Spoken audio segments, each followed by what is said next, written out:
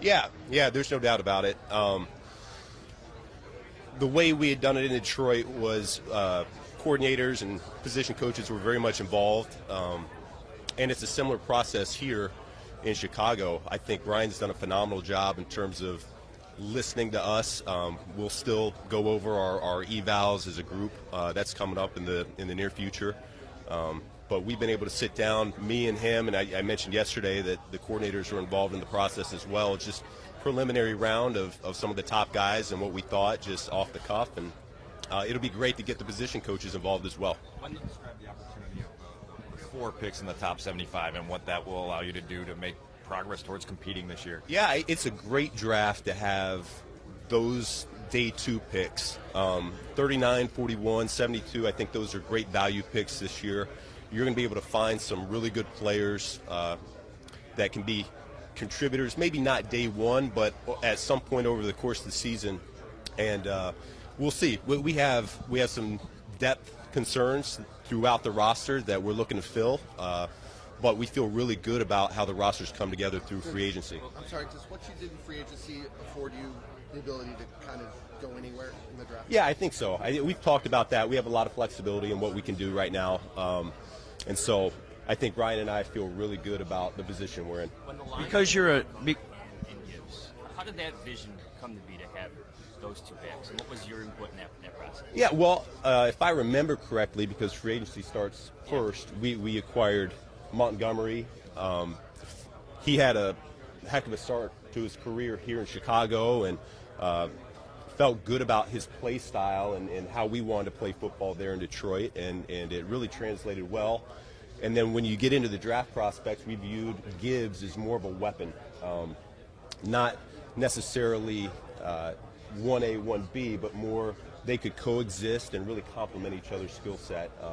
And to me, that's how you want to construct a roster from all your skill positions. Is you don't want 5, 6, 4 guys necessarily in the receiver room. You want more of a basketball team where you got the point guard, you got the power forward, you have a wealth of different skill sets that you can look to call upon wherever you're at in the field and with whatever situation arises. Kind of going off that, how much are you looking at this running back class with, I guess, the variety of skill sets in this year's deep class?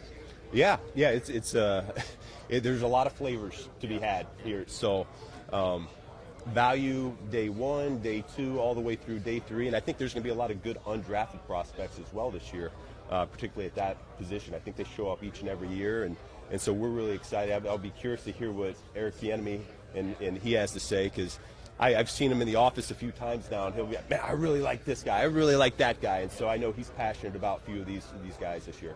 And because you're an offensive guy, does the offense get a louder voice in the draft room than the defense? Will they get their fair share as well? I love both sides of the ball and special teams. So listen, everyone's going to be heard. Coach Allen, he'll make sure defense is accounted for, and so will Coach Hightower. So we very much value special teams, and we'll make sure that all 3 phases are we check those boxes. Ben, when you took the job, you talked about how you were looking forward to working with a mobile quarterback. A lot of people in Detroit took it as a shot at Jared and his lack of mobility. Was that just you having fun with that, or? It was not a shot at Jared. I've talked to Jared about it. Sometimes your comments get skewed a little bit. That was not my intent. He certainly understands that. It was more directed towards Caleb and what he brings to the table. Is it strange at all? You were like, I wouldn't use the word God, but beloved in Detroit, and now all of a sudden you're the enemy, so to speak. A lot of people are Here's what I'll say is I have gone back and forth. My family still lives in Detroit right now, and everybody I've seen face to face has been super supportive and very respectful, and so I certainly appreciate that, and so does my family. Ben, you mentioned Bieniemy is one part of the big picture, but how and what has that creative process been like with the whole staff as you guys put together your playbook and your plan? How much fun is it? Yeah, we're still working towards that end right now. Our first step was to get on the same page terminology-wise, and so we went over a lot of the things that we had as a foundation there in Detroit. We went over a lot of film. Declan's been leading that charge. He's done a great job I haven't been able to be present for every little thing, but I know that they've been able to get through all the Detroit stuff, and I'm looking forward to getting back into the building here end of the week and going into the next week when the players get in, even to start talking about how we can evolve the scheme and best fit our players. To that end, when you get Caleb in next week or whatever the date is when they can start, like, are there certain elements of his skill set that you're going to have to like fine tune or tweak based on what you saw last year? Maybe some undoing that you have to do, or habits that you want to hone differently? Yeah, I don't know if there's any undoing, but there are some things that we're going to encourage that he looks to do a little bit differently. So, you know, he's been predominantly a shotgun quarterback for most of his high school and college career, and so he's very comfortable there. We're going to work to see the comfort level under center and how much of that applies. We had a lot of success where I was last, that going under center for the run game did translate in play action. Whether that works for us in Chicago, that's what time will tell, right? But there's a lot of ways to skin a cat, and that's the beauty about this coaching staff is we have a lot of different influences from a lot of different systems that we'll be able to bring together a good product. How much do you think that just having someone who speaks the quarterback language how much can that benefit Caleb as he goes through this process, just even from like the construction of the room to the coaching staff around him? Yeah, I think you need to be able to see the game as a play caller through the lens of the quarterback and vice versa. He needs to see it through the play caller as well. Why are we calling certain plays? What's the intent of the play? But for me, everything that I do really is to try to set it up within how he sees the game. And so will the rest of the coaching staff as well. Some guys do have quarterback backgrounds, other guys don't, and so we'll take all those opinions into account and see what sticks. When you finish watching all of Caleb's film, he was open about the sack number, that he takes responsibility for some of those. What are things that you can do as an offense, the coach, with him and with everybody to like help bring that number down?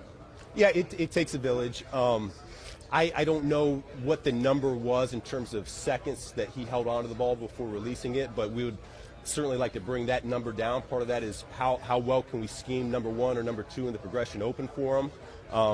The protection up front can get better. The route runners get to their spots faster. We can move the pocket a little bit more. There's a lot of things that we have at our disposal that can help with that process. When you talk about the players coming in next week, I assume you've thought about that opening kind of speech, opening message. What do you kind of want to get across to the team the first time you get a chance to talk to them? Yeah, listen, it's a different regime. What happened last year was last year. We're moving on. We're moving past that. I haven't totally formulated what that presentation is going to look like quite yet. I tend to like to procrastinate just a little bit. That's where the best work tends to come out. So I'll figure that out over the weekend, though. You talk about how success in the modern NFL is quarterback driven, and that's the driving force of success. What are the most important metrics to you to identify quarterback success? So the way I understand it right now from our analytics team, the EPA in the passing game is really one of the most critical factors in determining wins and losses right now. That's probably changed over the last 5 years or so. I would have said 5 years ago, turnovers, takeaways, that was number one. From what I understand now, that EPA for the passing game has now surpassed that. So whatever team has the higher passing game EPA at the end of the game, they generally win that game. It's over 80% of the time. So it's a huge stat, and that's where we look to how do we help inflate that number, higher completion percentage, more run after catch opportunities. That's not to say we're not going to take our shots down the field and look for big explosive plays, chunks or touchdowns that way, but there's a lot of ways we can get that done. And then mention that when you're trying to see the game through Caleb's eyes and him through yours, in the very earliest stages when the doors open for you guys to spend more time together, what do you focus on first? What are the ways that you guys start to build that? You go back to the basics, and so it's the fundamentals of the quarterback position. What's our footwork going to look like under center from the shotgun? What are we calling the formations? What's the defensive identification going to look like? So that we're all speaking the same language. We got to get on the same page because it'll be a little bit different for him than what he experienced last year. And if we can mesh together and start speaking the same language, that's when things will really start to take off. Then what kind of coach are the Jets getting in Tanner Extra? How important was he to helping you build that offense? Tanner's a stud. Tanner's an absolute stud.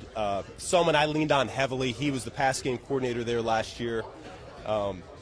in Detroit, and he and I would have several late nights each week where just me and him in my office and going over what he saw. He would try to give me some information ahead of time, and he's called games in the past at the college level, and I think AG got a really good one for him going forward. When it comes to Braxton Jones, can you give us a health update? And from what you've seen on tape, could you envision him playing left tackle in your offense? I think he's right on track, and so will that mean he's limited in training camp? I would say probably at this point, but I think the progress is right where it needs to be right now. And yes, absolutely. Listen, the number one thing, in my opinion, that tackles need to do is pass protect, okay? And so I think he's got the feet to get that done. We're going to challenge him to maybe gain a little bit more weight so that he can anchor a little bit better in pass pro. But everything I've seen so far has shown a phenomenal athlete out there on the edge that we feel like we can work with. When you look at some of the numbers from last year, the 68 sacks or the team averaging only 3.5 yards per carry, which of those bothers you more as you look to form and build your new offense with this team? Listen, we got to protect the quarterback. To me, that's number one. I just talked about how important the passing game metric is in modern football, and so that's a huge deal for us. And naturally, those two go hand in hand. If you're able to protect, generally you have a good offensive line. If you have a good offensive line, generally you're able to run the ball. The backs have a lot to say with that as well. And so I think those two metrics really do tie together to a degree. What was it like working with John Morton in 2022? How was he, I guess, an asset to you? John is a fanatical worker. He was always the first one in the building and the last one to leave. He helped me immensely as a first-year coordinator really see the game. He had worked with Sean Payton. He had worked with John Gruden, a lot of really good coaches, and he was able to really influence the direction of our passing game that way. And I'll forever be grateful for the conversations we had, and I think he's going to do a great job there in Detroit. Sit down with Adam Hogan yesterday. You were talking about how intrigued you are with the slot position, how the ball in Detroit tended to find that person. Detroit, that was St. Brown. I know you guys made a couple of acquisitions from players that could fill that role for you, but it's important to you to get your best player in that spot because the ball tends to find that working so much, so you try to stay alert. Listen, I think that's to be determined.